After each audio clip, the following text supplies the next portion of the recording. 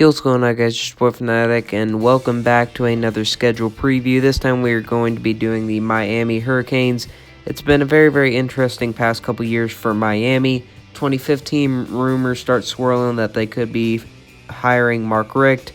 2016 he comes in here, some signs of improvement. 2017 they start off the year with a huge undefeated streak. They go down once, they make it to the ACC championship. Lose the ACC championship, lose to Wisconsin in the Orange Bowl, ending off 11-3, but still, there was high hopes for their next season. They start off, I believe, 5-1, and then they lose, I'm pretty sure, their last 6 or so games. All I know is that they started off really hot and then ended the very opposite. So now, Mark Richt has retired. They've hired Manny Diaz, who is at Temple for maybe a day or two. He wasn't there for much time. So they've got their coach that they think can get them back to relevancy. Their fan base is excited, but then again, the Miami fan base is about as energetic as a fan base as you can get. You take that whether it's a compliment or not a compliment. I would take it as a compliment if I was a Miami fan. That can be taken a couple different ways.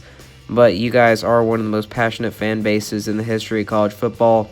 You guys dedicate so much to your program, and honestly, I would like to see Miami get back to relevance just so Miami fans can finally breathe and stop having panic attacks every time Miami misses a bowl game.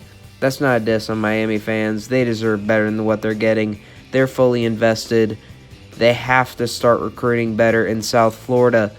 All these top-tier programs are coming down and they're taking whatever they want, whenever they want, and Miami's just left there with the 4- and 3-star players, and the 5-star players have been taken out of their own backyard. It cannot happen anymore if they want to come back to relevancy. Can Manny Diaz get the job done, and can Tate Martell use the most out of his time here in Miami? Let's find out.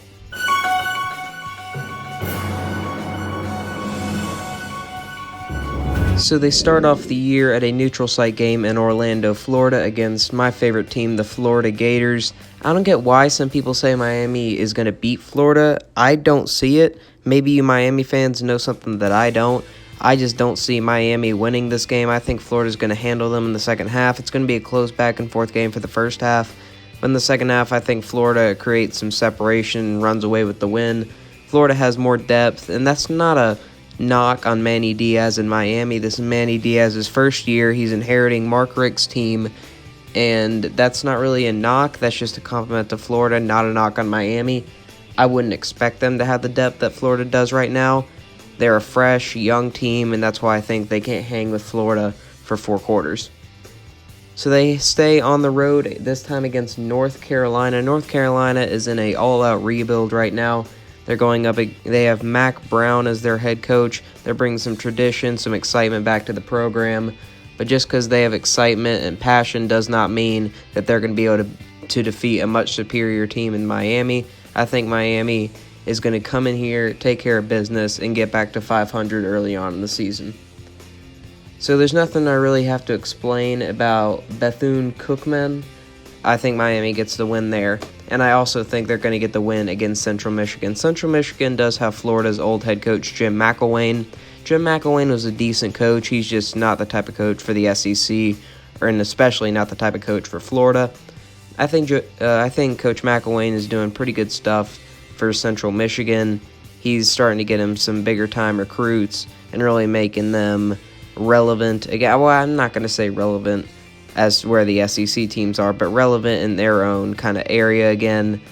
And good for him, honestly. I have no ill will against Coach McElwain. I mean, the death threats were pretty dumb, but for the most part, he got us 2 conference championships or 2 SEC titles. I don't hold any ill will against Coach McElwain. So we have a bye week. We go against Virginia Tech and then Virginia. So these are 2 home games. I think Miami is probably going to split these games.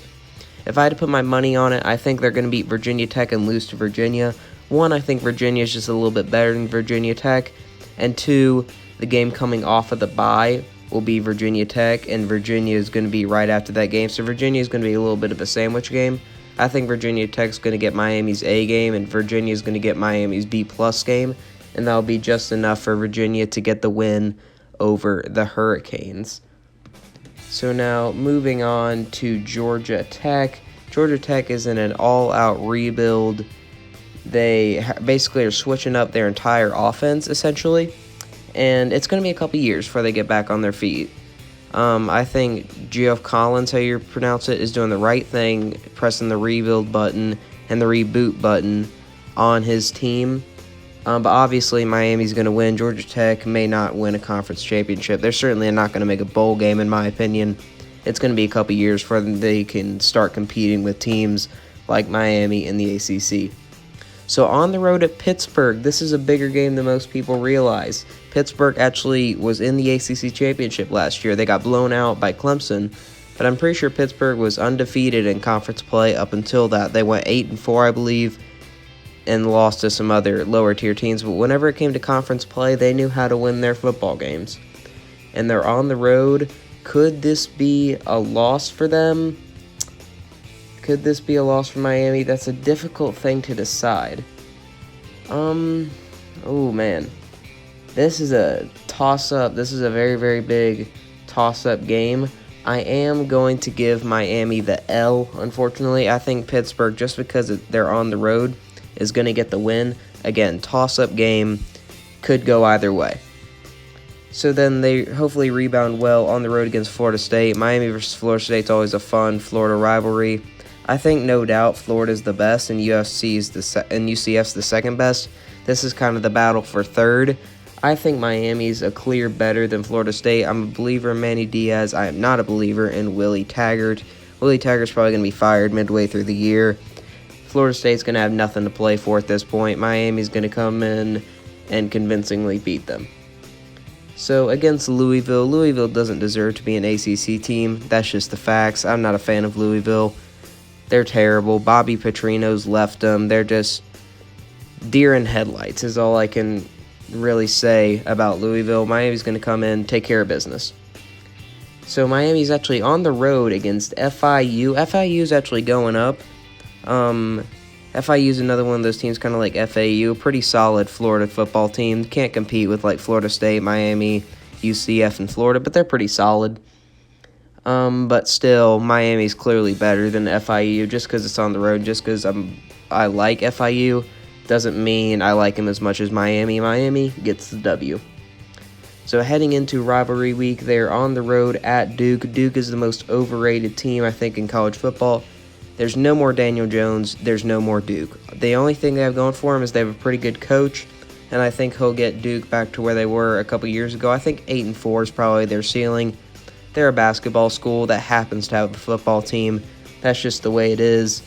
I think Miami is much farther along than Duke is. I'm going to give Miami the W in conference play in the last game of the season. So I think it's safe to say Miami is certainly one of the hardest teams to predict. I have them going 9-3 this year. It could go either way. I've seen some people say they will struggle to make a bowl game. I've heard some people say they could go 12-0. So it's kind of hard to predict. I don't think that they're going to be able to beat Florida.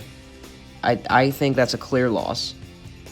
I think they're definitely going to beat North Carolina, Bethune-Cookman, Central Michigan. They could lose to Virginia Tech, Virginia. I know they're going to win that. The only game I say they could either go between 6-6 and 11-1. I'm kind of right in the middle. I'm kind of lukewarm with Miami.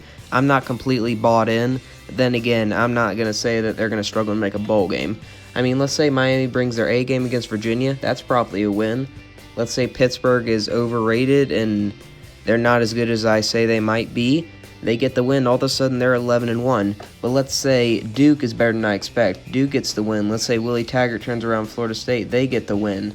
Let's say Pittsburgh is pretty good and I still have them winning. Virginia gets the win. Virginia Tech gets the win. All these things happen. Wild and crazy stuff could potentially happen. So Miami is an extremely hard team to predict. They could be 11-1. They could be 6-6. It's going to be a crazy wild season. You Miami fans, you guys are closer to success than some people might realize. One thing that I can't take away from you guys is because you guys are one of the most passionate fan bases in college football. So good for you guys. You guys come back each and every year, selling out the seats. Mad respect to you guys. You know, some of you guys get a little bit too hyped up saying that Miami could go 12-0. I don't see that, but hey, you guys are a passionate fan base. I gotta respect it. Respect to you, Miami fans. I think they're going 9-3. They're going to be a top 20 team. A successful first year for Manny Diaz. So I hope you guys enjoy this video. Make sure to like, comment, and subscribe. If you Miami fans want more Miami content, make sure to let me know. So I'll see you guys in the next one. Have a great day, and peace.